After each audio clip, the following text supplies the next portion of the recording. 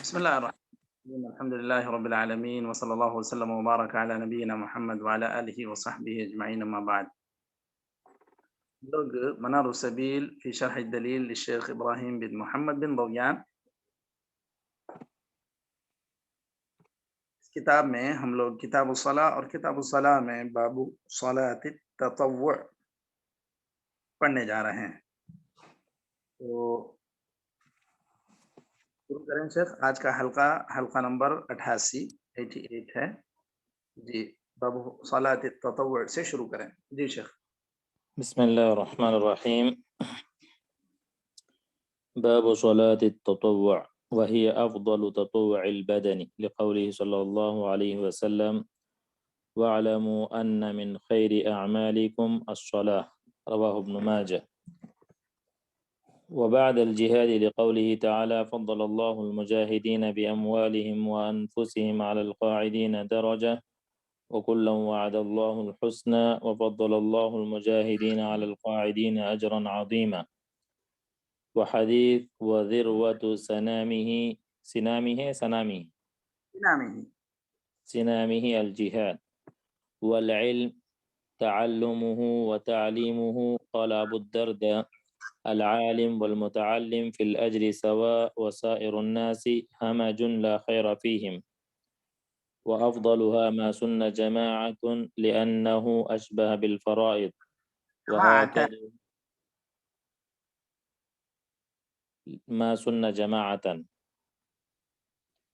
لأنه أشبه بالفرائض. وآكدها الكسوف لأنه صلى الله عليه وسلم فعلها وأمر بها. فالاستسقاء لأنه صلى الله عليه وسلم كان يستسقي تارة ويترك الأخرى. فالتراويح لأنها تسن لها الجماعة.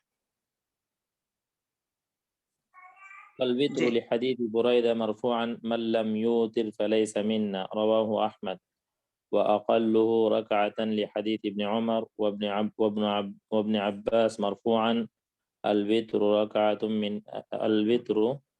ركعة من آخر الليل رواه مسلم.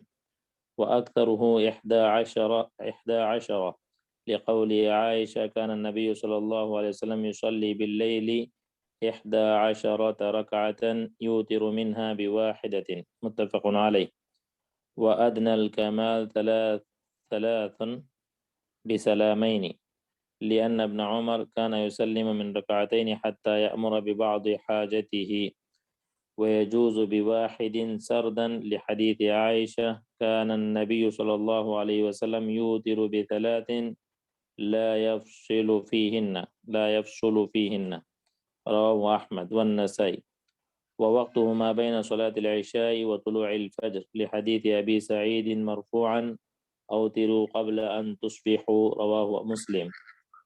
وحديث إن الله قد أمدكم بصلاة هي خير لكم من حمر النعم وهي الوتر فصلوها فيما بين العشاء إلى طلوع الفجر رواه أبو داود والترمذي وابن ماجه. ويقنط فيه بعد الركوع ندبا لأنه صح عنه صلى الله عليه وسلم من رواية أبي هريرة وأنس وابن عباس وعن عمر وعلي أنهما كانا يقنطان بعد الركوع رواه أحمد والأثرم. فلو كبر ورفع يديه ثم قنت قبل الركوع جاز لحديث أبي بن كعب أن النبي صلى الله عليه وسلم كان يقنط قبل الركوع رواه أبو داود. وروى الأثرم عن ابن مسعود أنه كان يقنط في الوتر وكان إذا فرغ من القراءة كبر ورفع يديه ثم قنت. وقال أبو بكر الخطيب الأحاديث التي فيها القنوت قبل الركوع كلها معلولة ولا بأس. بس كيف؟ بس كافي چلیے. بسم الله الرحمن الرحيم الحمد لله رب العالمين وصلى الله وسلم وبارك على نبينا محمد وعلى آله وصحبه أجمعين أما بعد. ہم لوگ منار السبیل فی شرح الدلیل اس کتاب میں باب صلاة التطوع پڑھ رہے ہیں، اور یہ آج اس کا 88 حلقہ نمبر 88 یعنی 88 ہے۔ چلیے یہاں سے جو سب سے پہلے باب شروع ہو رہا ہے، باب صلاۃ التطوع۔ تطوع اصل میں ہے ما عدا الفریضہ، جو بھی فرض کے علاوہ کوئی آدمی کام کرتا ہے وہ سب تطوع ہے، چاہے نماز ہو، چاہے زکوٰۃ میں صدقات ہوں۔ تو اس طرح کوئی بھی جو فرض کام ہے اس کے علاوہ اگر کوئی انسان کوئی دوسرا کام اپنے طور پہ کرتا ہے، اپنی رضامندی سے کرتا ہے، تو اس کو کہتے ہیں تطوع۔ اور یہاں یہ بات بتلائی گئی ہے کہ تطوع، صلاۃ التطوع یعنی نفل نماز، یہ افضل ہے، یہ افضل تطوع البدن۔ اگر بدن سے کوئی کام سب سے بہتر کیا جا سکتا ہے تو فرائض کے بعد وہی ہے، کیونکہ اللہ تعالی جو مشہور حدیث ہے، حدیث قدسی کہ ما تقرب الی عبدی بشیء احب الی مما افترضته علیہ۔ اور اس کے بعد جو ہے جو آدمی نفل میں آگے بڑھتا جاتا ہے، اللہ تعالیٰ کے اسی قدر قریب ہوتا جاتا ہے۔ تو اللہ تعالیٰ کو سب سے زیادہ پسندیدہ چیزیں جو اس نے فرض کی ہیں، ان فرض کردہ چیزوں کے بعد یہ نفل نماز یہ زیادہ اللہ تعالیٰ کے پاس پسندیدہ ہے، افضل ہے۔ یہاں پر کہا گیا وَاعْلَمُوا أَنَّ مِنْ خَيْرِ أَعْمَالِكُمْ الصَّلَاةُ۔ سنن ابن ماجہ کی روایت، شیخ البانی نے صحیح کہا کہ تمہارے اعمال میں سب سے بہتر عمل کون سا ہے؟ نماز۔ تو مطلب جب نماز کو سب سے بہتر قرار دیا گیا تو اس میں فرائض کا سب سے پہلے مرتبہ ہے، پھر اس کے بعد یہ تطوع کا مرتبہ ہوتا ہے، کیونکہ صلاۃ تطوع ہو یا صلاۃ الفریضہ ہو، دونوں ہی نماز ہے، تو بہر صورت نماز بہتر ہے، بہتر عمل ہے۔ لیکن یہاں پر مؤلف رحمہ اللہ نے کہا بعد الجہاد، لقوله تعالی فضل اللہ المجاہدین باموالہم وانفسہم علی القاعدین درجہ۔ جہاد کے بعد سب سے افضل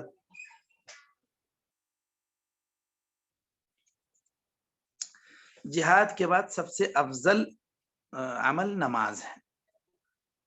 کیوں؟ اس کے لیے اللہ تعالیٰ نے خود قرآن مجید میں سورہ نساء میں فرمایا، اللہ تعالیٰ نے اپنے مال اور اپنے نفس سے جہاد کرنے والوں کو اللہ تعالیٰ نے بلندی عطا کی ہے، ایک درجہ بیٹھے رہنے والوں پر، یعنی جو لوگ جہاد چھوڑ کر جہاد سے رکے ہوئے ہیں ان لوگوں پر اللہ تعالیٰ نے مجاہدین کو فضیلت بخشی ہے۔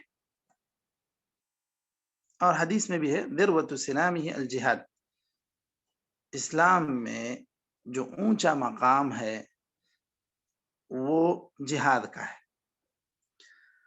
اچھا، یہاں پر تو کیا جہاد کے بعد سب سے افضل عمل نماز ہے، یا اس صلاۃ التطوع سے بھی کوئی افضل کام ہے جہاد کے علاوہ؟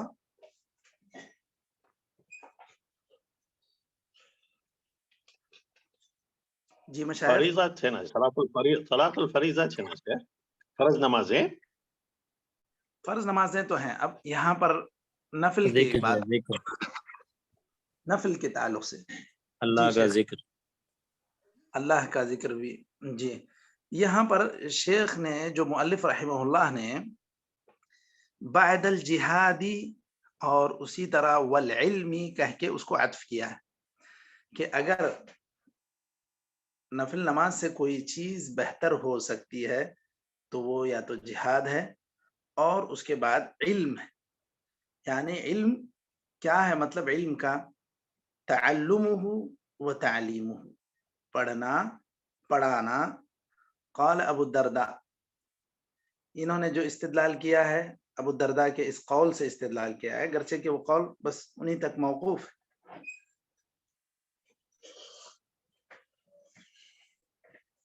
اس کے علاوہ اس کے لیے صحیح احادیث سے بھی دلائل ہیں، یرفع اللہ الذین آمنوا منکم والذین اوتوا العلم درجات۔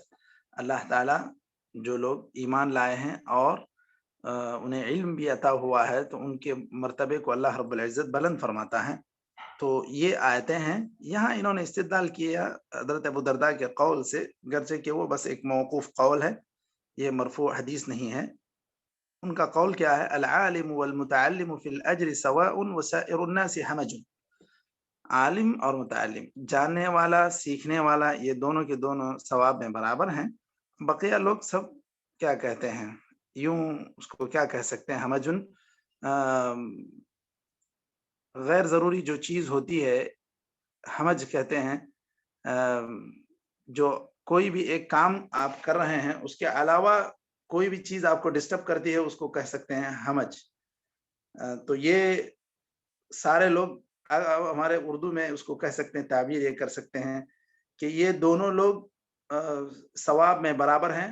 بقیہ لوگ گویا کہ ان کے بعد مرتبے میں آتے ہیں، یا جس کو ہم یہ کہہ سکتے ہیں کہ ان کا کوئی خاص مقام نہیں ہے. مقام اور اجر اگر ہے تو یہ پڑھنے پڑھانے والوں کا ہے، باقی لوگ ان کے بعد ہی کے مرتبے میں آتے ہیں. ایسا معنی اس کا مطلب مفہوم نکلتا ہے اردو میں.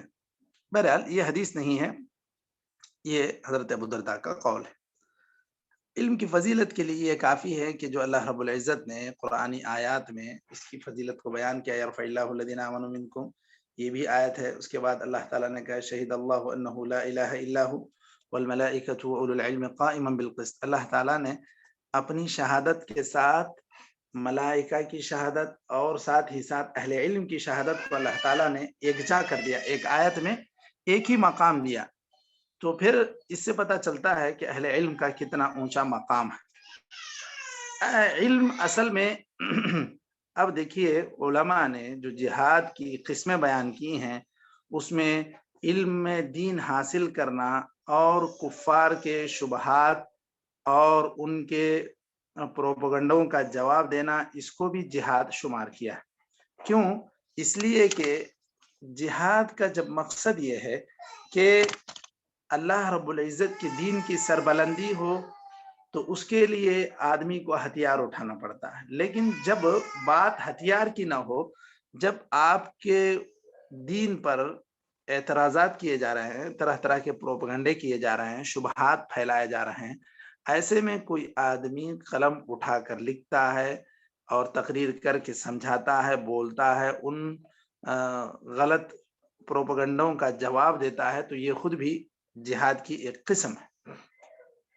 اس طرح علماء نے اس کو بھی جہاد کی ایک قسم بیان کیا ہے. یعنی علم حاصل کرنا، علم پھیلانا، یہ خود بھی یعنی اسلام کی اس کے ذریعے سے اسلام کا دفاع کرنا. یہ چیز اچھی طرح سے جان لیں کہ علم بھی حاصل کرتا ہے انسان تو خود اپنی اصلاح اور اپنی آخرت کو سنوارنے، پھر اس کی طرف دعوت دینے اور ساتھ ہی ساتھ دین کی سربلندی، یہ سارے مقاصد ہوں تو وہ انسان جہاد کے مرتبے میں جائے گا یا اتنا اونچا مقام اس کا ہو سکتا ہے. ورنہ ہر انسان جس نیت سے اس کو حاصل کرتا ہے اسی اعتبار سے اس کا مقام و مرتبہ اونچا ہوگا اور نیچا ہوگا، بڑھے گا اور گھٹے گا.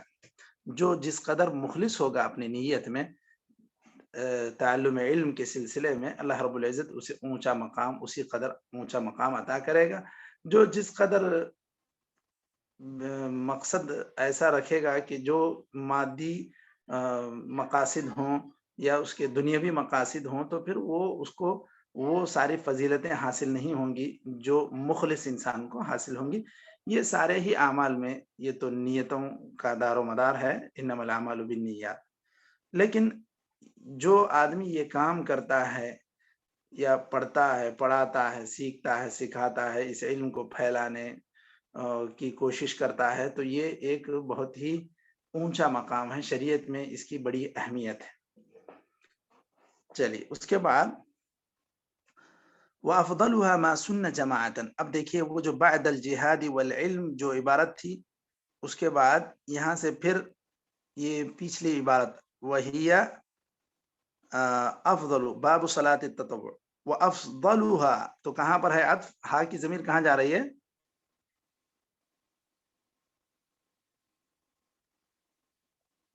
جی مشائخ، ہا کی ضمیر تطوع کی طرف جائے.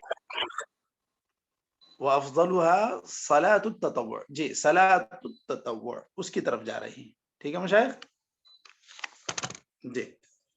تو وافضلها یعنی افضل صلاۃ التطوع ما سن جماعتا، نفل نمازوں میں سب سے افضل وہ نماز جو جماعت جس کے لیے مشروع رکھی ہے یا مشروع رکھی گئی ہے، مشروع ہے. کیوں؟ لأنه اشبہ بالفرائض، کیونکہ ایسی نمازیں بالکل فرائض کی طرح ہوتی ہیں. کون سی ہیں؟ اس میں مثال کے طور پر کچھ مثالیں دیے ہیں، دیکھیے.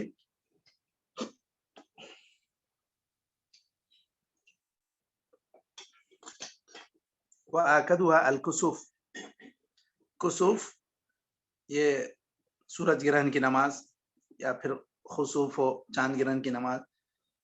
لأنه صلی اللہ علیہ وسلم فعلها وامر بها، آپ صلی اللہ علیہ وسلم کا اس پر عمل بھی ہے، آپ نے یہ نماز پڑھی بھی اور اس کا حکم بھی دیا. فالاستسقاء، اس کے بعد استسقاء کا مرتبہ ہے نفل نمازوں میں. لأنه صلی اللہ علیہ وسلم كان يستسقي تارة ويترك أخرى، تو آپ صلی اللہ علیہ وسلم سے استسقاء کی نماز مروی بھی ہے، یعنی کبھی آپ صلی اللہ علیہ وسلم نے باقاعدہ نماز پڑھ کے اللہ تعالیٰ سے بارش طلب کی، اور کبھی ایسا ہوا کہ آپ نے خود جمعہ کے خطبے میں دعا کر دی، تو یوں سمجھیے کہ آپ نے اس کے لیے الگ سے خاص نماز نہیں پڑھی. لیکن کسوف اور خسوف اس سلسلے میں آپ صلی اللہ علیہ وسلم نے کبھی ایسا نہیں ہوا کہ آپ کے دور میں کسوف ہوا ہو اور آپ نے نماز نہیں پڑھی، ایسی بات نہیں. تو اس کا زیادہ اہتمام ہوا، اس اعتبار سے اس کو زیادہ مؤکد بتلایا گیا، وہ زیادہ اس کی تاکید آئی ہے. تو وہ صلوات التطوع میں افضل صلاۃ التطوع کون سی ہے مشائخ؟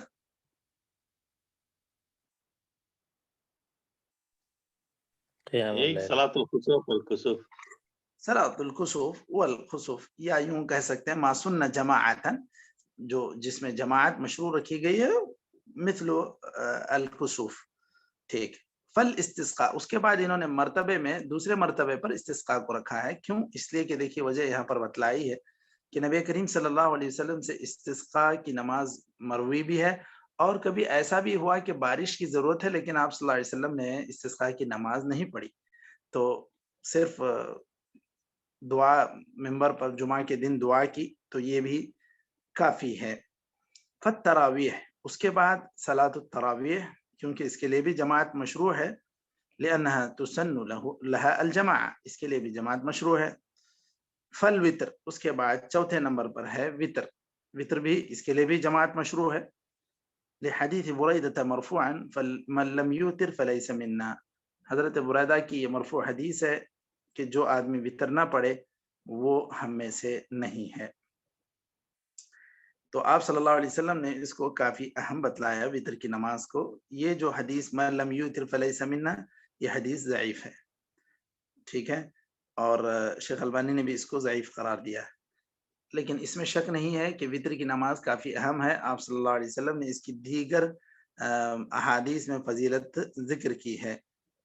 جیسے اب یہاں پر ابو داؤد اور ترمذی میں ایک حدیث ہے جو آئندہ آ رہی ہے کہ اللہ تعالیٰ نے تمہیں ایک نماز کا موقع دیا، وہ تمہارے لیے سرخ اونٹ سے زیادہ بہتر ہے.